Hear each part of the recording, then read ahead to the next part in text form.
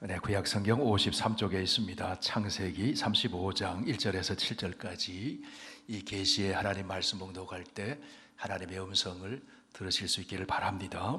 하나님이 야곱에게 이르시되 일어나 베델로 올라가서 거기 거주하며 내가 내 형 에서의 낯을 피하여 도망하던 때에 내게 나타났던 하나님께 거기서 제단을 쌓으라 하신지라.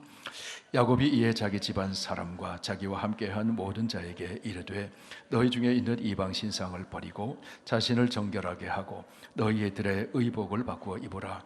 우리가 일어나 베델로 올라가자. 내 환난 날에 내게 응답하시며 내가 가는 길에서 나와 함께 하신 하나님께 내가 거기서 제단을 쌓으려 하노라 하매 그들이 자기 손에 있는 모든 이방 신상들과 자기 귀에 있는 귀고리들을 야곱에게 주는지라. 야곱이 그것들을 세겜 근처 상수리 나무 아래에 묻고 그들이 떠났으나 하나님이 그 사면 고을들로 크게 두려워하게 하셨으므로 야곱의 아들들을 죽여가는 자가 없었더라. 야곱과 그와 함께한 모든 사람이 가나안 땅 루스 곧 베델에 이르고 그가 거기서 제단을 쌓고 그곳을 엘베델이라 불렀으니 이는 그의 형의 낯을 피할 때에 하나님이 거기서 그에게 나타나셨음이더라. 아멘. 아버지 하나님, 예배자로 사는 것이 얼마나 놀라운 축복인지 예배를 드릴 때마다 느끼게 하여 주시고 예배 가운데 만나주시는 하나님 체험하게 하시고 하나님의 음성을 듣고 광야 인생길 갈 때 그 말씀의 능력으로 승리할 수 있도록 인도하여 주옵소서. 예수님 이름으로 기도하옵나이다. 네, 성경의 이야기는 하나님의 구원의 이야기요, 하나님의 사랑을 받은 사람이 변화되어 새 사람으로 살아가는 이야기입니다. 예수님을 구주로 믿으면 사람은 새로운 피조물로 거듭나게 됩니다. 예수 그리스도의 십자가 위에 계시된 하나님의 사랑을 믿음으로 받아들이면 사람은 존재가 새로워지고 변화의 길에 들어서서 새 사람의 새 인생을 살아가게 됩니다. 새 사람은 새 생활을 하게 되고 새 생활을 하는 사람이 모여 새 사회를 이루게 됩니다. 그것이 생명과 사랑으로 다스리시는 하나님의 통치 아래서 살아가는 새 사람이 모여 사는 하나님 나라의 모습입니다. 그 하나님 나라를 이 땅에서 미리 경험하는 하나님 나라의 선험적인 공동체가 교회입니다. 그런데 여러분, 우리의 삶의 모습을 들여다보면 나는 과연 새 사람이 되었는가? 나는 과연 변화되었는가? 별로 바뀐 것 같지 않을 때가 참 많이 있습니다. 하나님을 믿기는 하는데 야곱처럼 살아가는 모습이 우리에게 있다는 것이죠. 예수님 믿고 구원을 받았지만 야곱과 같은 모습으로 살아가는 우리를 향해 성경은 말씀합니다. 너희는 유혹의 욕심을 따라서 거저가는 구습을 따르는 옛사람을 벗어버리고 오직 너희의 심령이 새롭게 되어 하나님을 따라 의와 진리의 거룩함으로 지으심을 받은 새 사람을 입어라. 우리가 옛사람을 벗고 새 사람의 옷을 입고 변화된 새 생활을 하게 하고 있느냐? 우리는 말씀을 통해 점검을 해보아야 합니다. 그렇지 못한 모습이 참 많이 있어요. 그러면 여러분, 우리의 삶이 왜 바뀌어지지 않을까요? 자꾸 내가 이기려고 하기 때문에 바뀌어지지 않아요. 다른 사람과의 씨름에서 내가 이기려고 합니다. 하나님과의 씨름에서 내가 이기려고 합니다. 하나님이 말씀을 주셔도 그 말씀 뒤로 밀어놓고 내 뜻을 앞서며 살 때가 있다는 거예요. 하나님에게 내가 지고 하나님의 말씀에 순복하면 변화가 되는데 하나님에게 지지 않으려고 하거든요. 누가복음 15장에 보면 아버지와 아들 이야기가 나오잖아요. 한 아버지가 있는데 아들이 둘이 있습니다. 둘째 아들도 아버지에게 이기려고 해요. 유산을 미리 받아서 나가서 자기 고집대로 살려고 합니다. 아버지가 저주죠. 첫째 아들은 둘째 아들이 허랑방탕해서 살다가 돌아와서 아버지 집에 왔을 때 아버지가 영접해주고, 아버지가 송아지를 잡아서 잔치를 베풀어 줄 때 그 첫째 아들이 또 아버지를 이기려고 해요. 나에게는 염소 새끼 하나 잡아주지 않다니 저 창녀와 놀아났던 둘째 당신의 아들이 형제라고 얘기도 안 해요. 돌아오니 송아지를 잡아서 잔치해 준다고. 첫째 아들도 아버지에게 이기려고 합니다. 아버지가 또 저주죠. 얘야, 너는 나와 함께 있으니 내게 있는 것이 다 너 것이 아니냐. 너 동생은 죽었다가 살아온 동생 아니냐. 다 이러죠.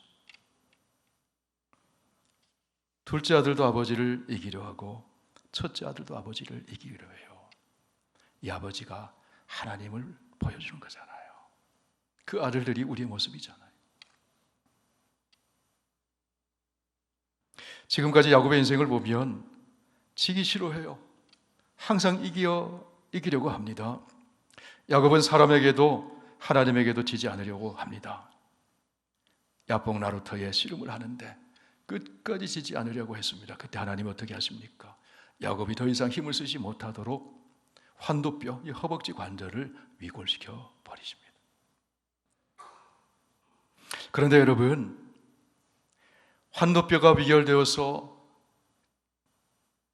절면서 걸어가지만 그러나 실은 그것이 은혜라는 겁니다. 하나님의 손이 야곱을 놓아버리지 않았다는 증거거든요.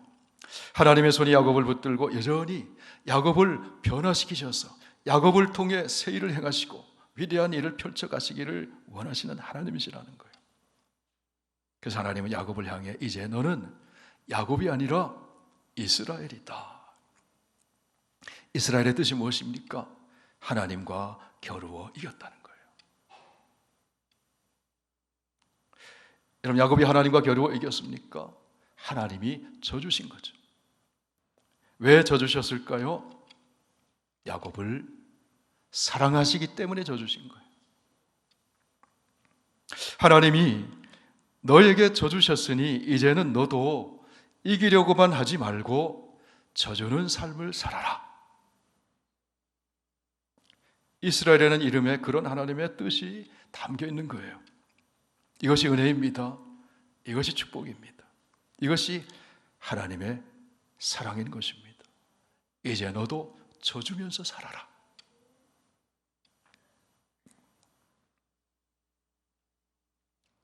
야곱의 인생을 통해서 우리는 하나님이 인간을 어떻게 변화시켜 가시는지를 보게 됩니다. 여러분, 야곱이 어떻게 변화되어 갑니까? 첫째로 영적 체험을 통해 변화되어 갑니다.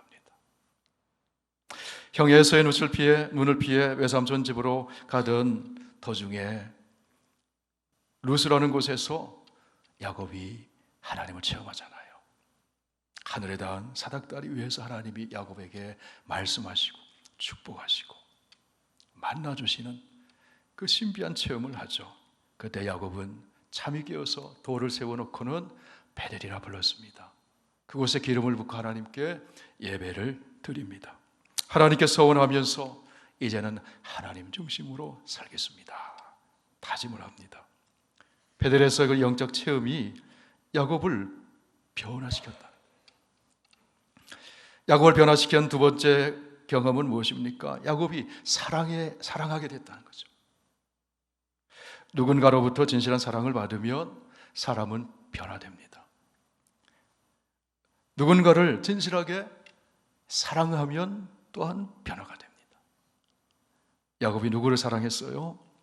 라헬을 사랑했잖아요.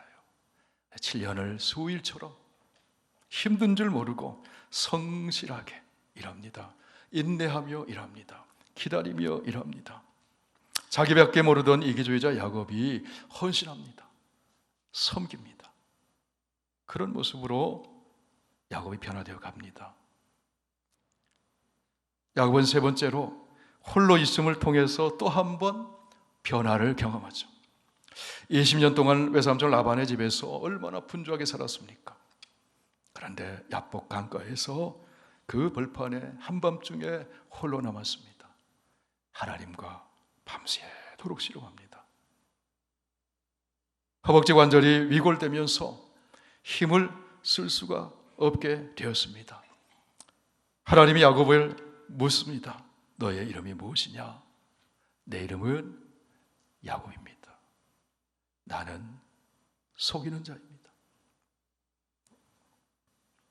홀로 된 그 밤에 속이는 자로 살아온 자기 자신을 그 모습을 보게 되었어요. 그리고 하나님은 야곱에게 너 이제 이스라엘이다. 내 이름을 다시는 야곱이라 부를 것이 아니요 이스라엘이라 부를 것이다. 이제 너는 이스라엘로 살아라. 야곱은 홀로 있는 시간을 통해 하나님 앞에 기도합니다. 간절히 기도합니다. 매달려 기도합니다. 씨름하며 기도합니다. 그것을 통해 변화되죠. 이제 형 에서를 만났을 때 에서 앞에 숙입니다. 엎드립니다. 낮출 줄 압니다. 겸손해집니다.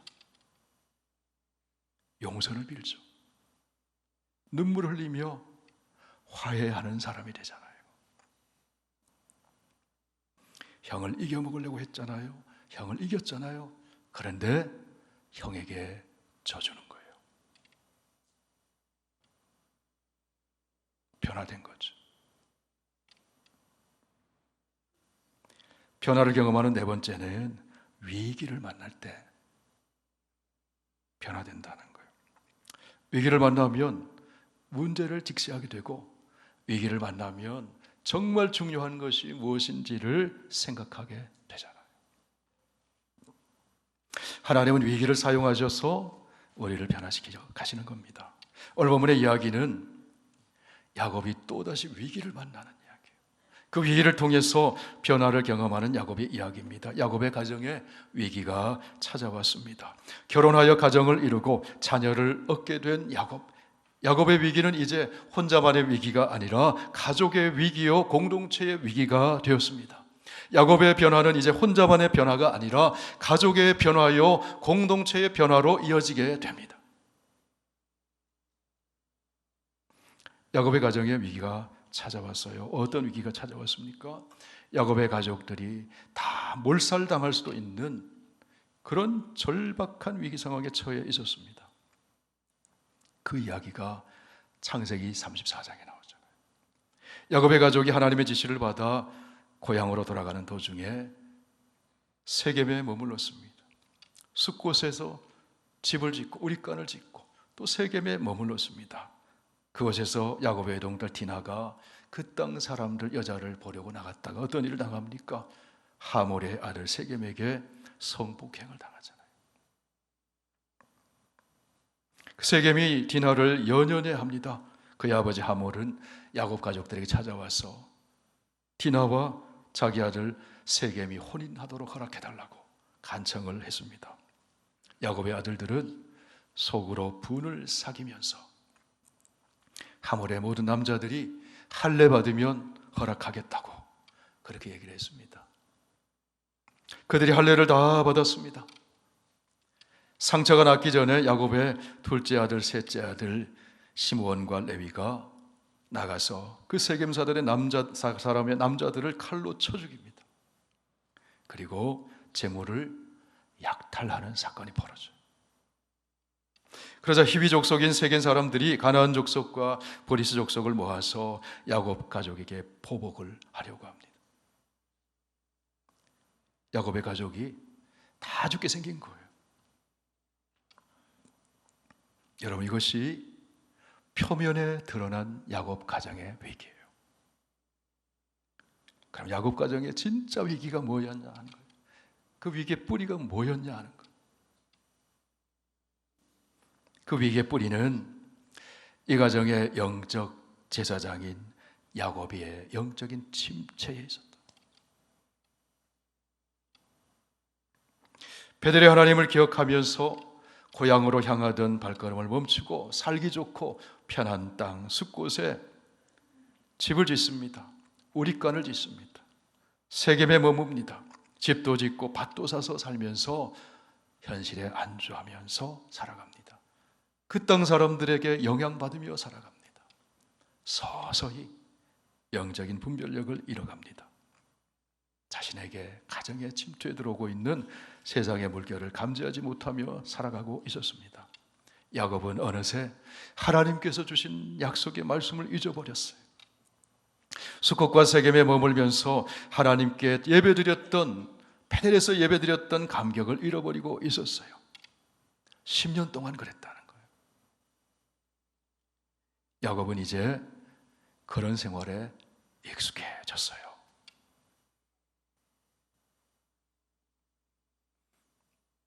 여러분 10년 동안 예배 안 드리며 어떤 삶이 펼쳐질까요? 10년 동안 형식적인 예배 드렸다면 어떤 일이 벌어질까요? 오늘 본문 2절에 보면 야곱의 가정의 영적인 상태가 어떤지를 알 수가 있어요. 우리 2절 같이 보실까요? 야곱이 이에 자기 집 사람과 자기와 함께한 모든 자에게 이르되 너희 중에 이방 신상을 버리고 자신을 정결케 하고 의복을 바꾸어 입어라. 야곱의 가정에 뭐가 들어왔다는 거예요? 이방 신상이 들어왔어요. 하나님만 의지하고 하나님께 예배드리고 하나님만 섬기는 자리에 이방 신상이 들어와 있어요. 하나님 말씀을 잊어버리고 형식적인 신앙생활을 하면서 야곱의 가족들은 새 속에 물들어가고 있었습니다. 급기야 야곱의 아들들은 어떤 일을 벌입니까? 함부로 생명을 해칩니다. 남의 재산을 약탈합니다. 여러분, 크리스찬이 함부로 생명을 해칠 수 있습니까? 크리스찬이 남의 재물을 함부로 약탈할 수 있습니까? 하나님을 경외하는 사람이 그렇게 살 수 있습니까? 그런데 야곱의 아들들이 그랬다는 거예요. 성도는 생명을 해치는 것이 아니라 생명을 살리는 사람이잖아요. 성도는 빼앗는 것이 아니라 하나님께 받은 은혜를 나누는 사람이잖아요. 성도는 보복하는 사람이 아니라 용서하는 사람이잖아요. 그런데 야곱의 아들들은 세겜 사람들의 생명을 무참히 해쳤습니다. 보복했어요. 하나님을 경외하지 않았기 때문에, 하나님께 예배를 놓쳤기 때문에, 하나님 말씀을 잊어버렸기 때문에 보복하는 거예요. 생명을 함부로 해치는 거예요. 함부로 빼앗는 거예요. 그 보복이 또 다른 보복을 불러오는 거죠. 그 위기의 그림자가 야곱의 가족에 덮치고 있었습니다. 그때 하나님께서 야곱을 찾아오셔서 잠자고 있던 그 영혼을 터치하셔요. 하나님께서 야곱의 영혼을 흔들어 깨우셨습니다. 저를 따라 한번 말씀해 보실까요? 위기는, 크게 말씀해 보세요. 위기는 하나님의 음성이 크게 들리는 확성기다. 잘 안 들렸던 하나님의 음성이 크게 들려오는 거예요. 오늘 보면 1절 말씀 보세요. 함께 읽습니다. 하나님이 야곱에게 이르시되 일어나 베델로 올라가서 거기 거주하며 내 형 에서의 낯을 피하여 도망하던 때에 내게 나타났던 하나님께 거기서 제단을 쌓으라. 일어나 베델로 올라가서 거기 거주하며. 야곱아, 너가 거주할 땅은 여기 세겜 땅이 아니라 베델이다. 하나님께 예배드리는 그 땅이다. 거기 거주하며 하나님께 제단을 쌓아라. 하나님 말씀 기억하며 살아라. 예배의 감격을 회복하며 살아라. 베델의 하나님께 서원하며 약속했던 그 약속을 기억하며 살아라. 어거스틴이라는 분이 시간에 대해서 이런 말을, 유명한 말을 했습니다. 과거는 기억 속에 있는 현재이고 미래는 기대 속에 있는 현재이다. 우리는 영원한 현재를 살아가고 있다. 여러분, 우리는 기억과 기대 속에 현재라는 시간 속에 살아가거든요. 과거의 기억은 현재의 삶에 영향을 미칩니다. 미래에 대한 기대, 소망은 또한 현재의 삶에 영향을 미치죠. 야곱에게 있어서 삶의 분수령이 되었던 과거의 기억이 무엇입니까? 베델에서 하나님을 만났던 사건이에요. 하나님의 은혜를 체험하고 하나님 말씀에 감격하고 하나님의 사랑에 눈물을 흘렸던 바로 그 순간이에요. 그 과거를 기억할 때 현재의 삶이 풍성해진다는 거예요.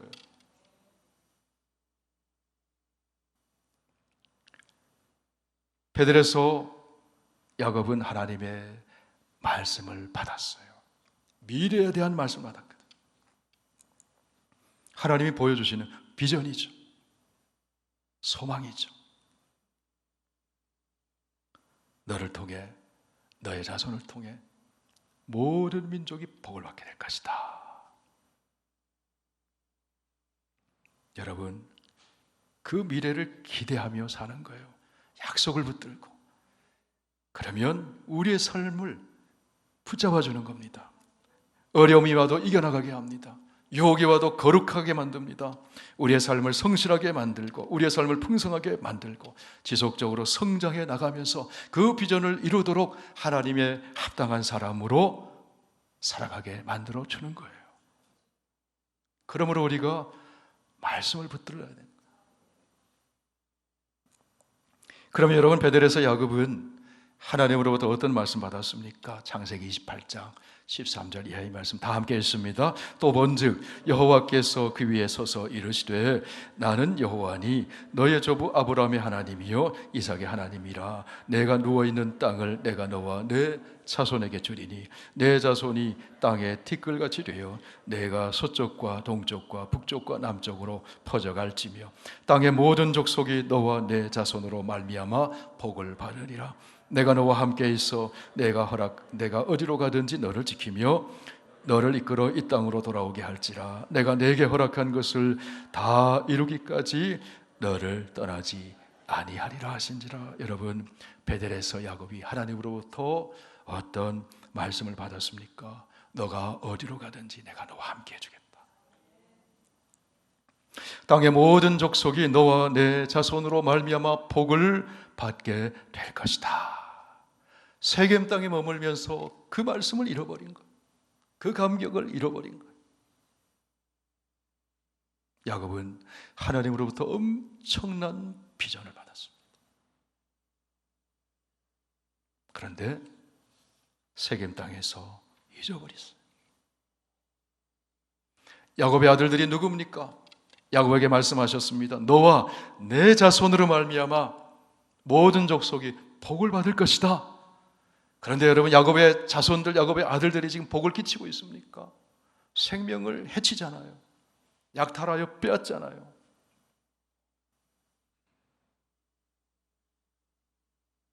말씀을 놓쳤기 때문에 그래요.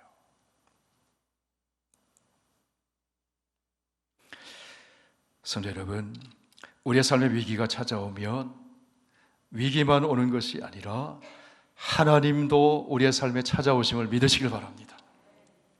위기의 순간에 하나님이 야곱을 찾아오셨어요. 이 위기를 극복하는 길을 알려주십니다. 그것은 다름이 아니라 일어나서 베델로 올라가라는 거예요. 거기서 예배드리라는 겁니다. 거기서 주신 하나님의 언약의 말씀을 기억하라는 겁니다. 하나님께 드렸던 기도를 기억하라는 겁니다. 하나님이 야곱의 영혼을 흔들어 깨우셨어요. 야곱의 귀에 하나님의 음성이 크게 들린 거예요. 야곱이 어떻게 합니까? 가족들 모아놓고 이야기합니다. 지금 우리 가족의 눈앞에 큰 위기가 닥쳤는데 어떻게 해야 이 위기를 극복할 수 있는지 내가 얘기해 주겠다. 하나님이 말씀하셨다. 어떻게 하면 이 위기를 극복할 수 있습니까? 야곱이 가족들에게 말합니다. 2절 함께 있습니다. 야곱이 이에 자기 집안 사람과 자기와 함께한 모든 자에게 이르되 너희 중에 있는 이방 신상을 버리고 자신을 정결하게 하고 너희들의 의복을 바꾸어 입어라. 첫째로 이방 신상 버려라. 그 의지할 것이 못 된다. 버려라. 자신을 정결하게 해라. 옷을 바꾸어 입어라. 다시 말해서 숲곳에 머물고 세겜에 살면서 그들에게 영향받고 세속화된 삶에서 돌이키라는 거예요. 회개하라는 거예요. 그리고 야곱이 뭐라고 얘기합니까? 3절 함께 있습니다. 우리가 일어나 베델로 올라가자. 내 환난 날에 내게 응답하시며 내가 가는 길에서 나와 함께 하신 하나님께 내가 거기서 제단을 쌓으려 하노라. 하나님이 환난 날에 그 베델에서 나를 도와주셨어. 내가 거기서 하나님께 예배드렸어. 이번에도 베델로 올라가면 하나님이 도와주실 거야. 하나님이 만나주실 거예요. 하나님께 예배 드리러 우리가 베델로 올라가자. 과거의 야곱은 혼자 베델의 하나님 만났습니다. 그런데 이제는 혼자가 아니라 온 가족이 함께 베델의 하나님을 만나야 된다는 거예요. 온 가족이 함께 베델의 하나님께 나가 예배드리고 온 가족이 함께 베델의 하나님이 주시는 말씀을 듣고 온 가족이 함께 베델의 하나님을 삶의 중심에 모시고 살아야 한다는 거예요. 너와 내 자손으로 말미암아 모든 족속이 모든 민족이 복을 받을 것이라 하나님은 이렇게 말씀하셨는데 이 자손 너희들이라는 거예요. 야곱의 아들들을 향해서 얘기하는 거죠. 너희들을 통해서 모든 족속이 복을 받게 한다고 하나님이 말씀하셨다는 거예요. 너희는 복을 끼치는 사람이라는 거예요. 그러므로 우리가 일어나 함께 베델로 올라가자.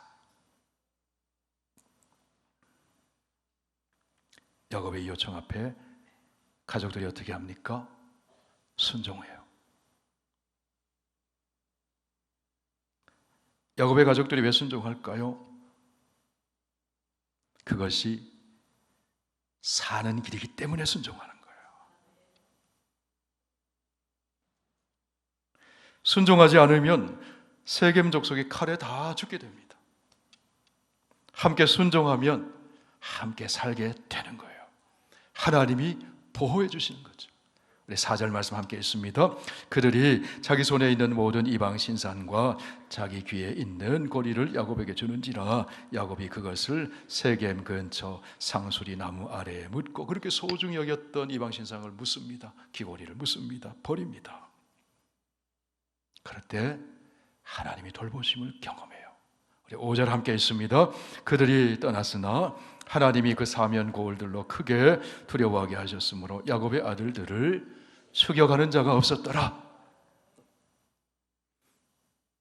드라빔과 이방 신상이 야곱의 가정을 지켜준 것이 아니라 누가 지켜주었습니까? 살아계신 천지의 창조주 전능하신 아버지 하나님이 지켜주셨다는 거죠. 위기 앞에서 야곱은 가족과 함께 베델을 향해 갑니다. 가족들과 함께 그곳에 가서 하나님께 예배를 드리는 겁니다. 그때 하나님이 야곱에게 또 축복의 말씀을 주세요. 35장 11절 12절 함께 있습니다. 하나님이 그에게 이르시되 나는 전능한 하나님이라 생육하며 번성하라. 한 백성과 백성들의 총회가 내게서 나오고 왕들이 내 허리에서 나오리라. 내가 아브라함과 이삭에게 준 땅을 내게 주고 내가 내 후손에게도 그 땅을 주리라 하시고,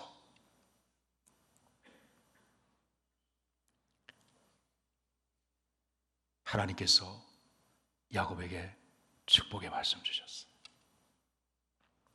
그 약속의 말씀을 야곱이 다시 붙듭니다. 하나님께서 야곱의 가정을 보호해 주시고 하나님이 야곱의 가정을 축복해 주시고 이 위기를 통과해 나가면서 야곱이 새로운 변화를 경험하고 야곱의 가정에 영적인 갱신과 부흥이 일어나게 됐다. 성도 여러분, 한 사람이 영적인 잠에서 깨어나고 한 사람이 하나님을 만나 변화가 되면 그 주변에 있는 사람들이 함께 은혜를 받게 되고 변화가 일어나게 됨을 믿으시기 바랍니다. 영적으로 깨어있는 한 사람이 그 가정의 변화와 부흥을 가져올 수 있어요. 영적으로 깨어있는 한 사람이 그 소그룹, 그 구역에, 그 찬양대에, 그 찬양팀에, 그 섬김의 자리에 부흥을 가져올 수 있어요. 영적으로 깨어있는 한 사람이 교회의 변화와 부흥을 가져올 수 있는 거예요. 베델의 하나님을 찾는 한 사람을 통해서 하나님은 새 역사를 이루어 가시는 거예요. 그 한 사람이 바로 여러분이 되시기를 축원합니다.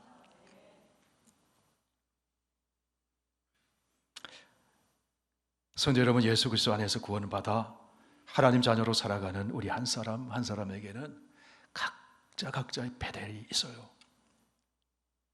여러분의 베델은 어디입니까? 하나님을 처음 만났던 자리, 구원의 감격이 있었던 그 자리, 하나님의 약속의 말씀을 붙들었던 그 자리, 그것이 베델이잖아요. 여러분, 저와 여러분이 하나님을 처음 만난 자리가 어디입니까?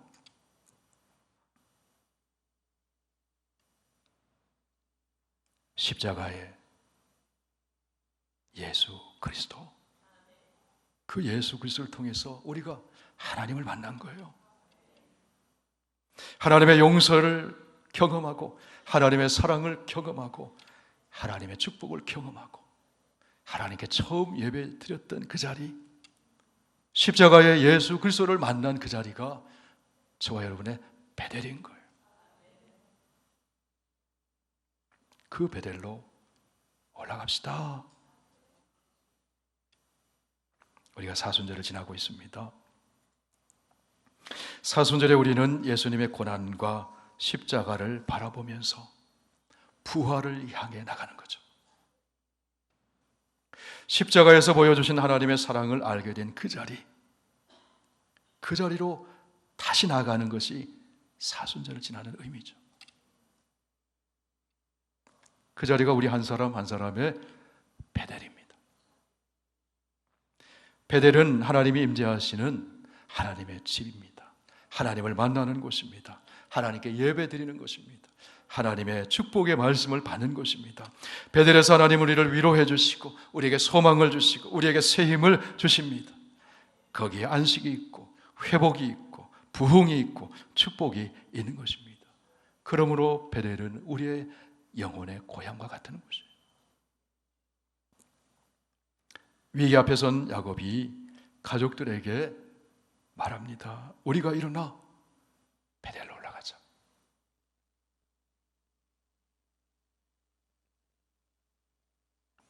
야곱이 혼자 올라가는 것이 아니죠.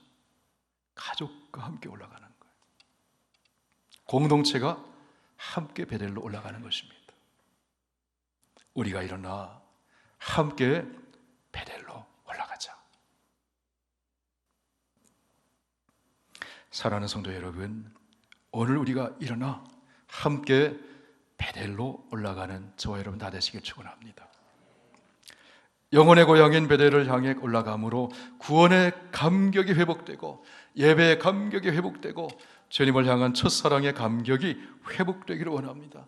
그래야 하나님께서 우리를 복 주시고 변화시켜 주셔서 복의 사람으로 모든 족속을 축복을 끼치는 사람으로 살아가는 저와 여러분 되시기를 축원합니다. 하나님께서 말씀하셨어요. 나는 전능한 하나님이라. 생육하고 번성해라. 땅의 모든 족속이 너와 내 자손으로 말미암아 복을 받으리라.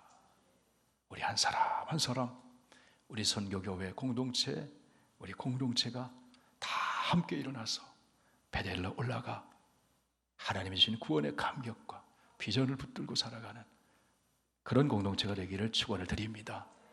기도드리겠습니다.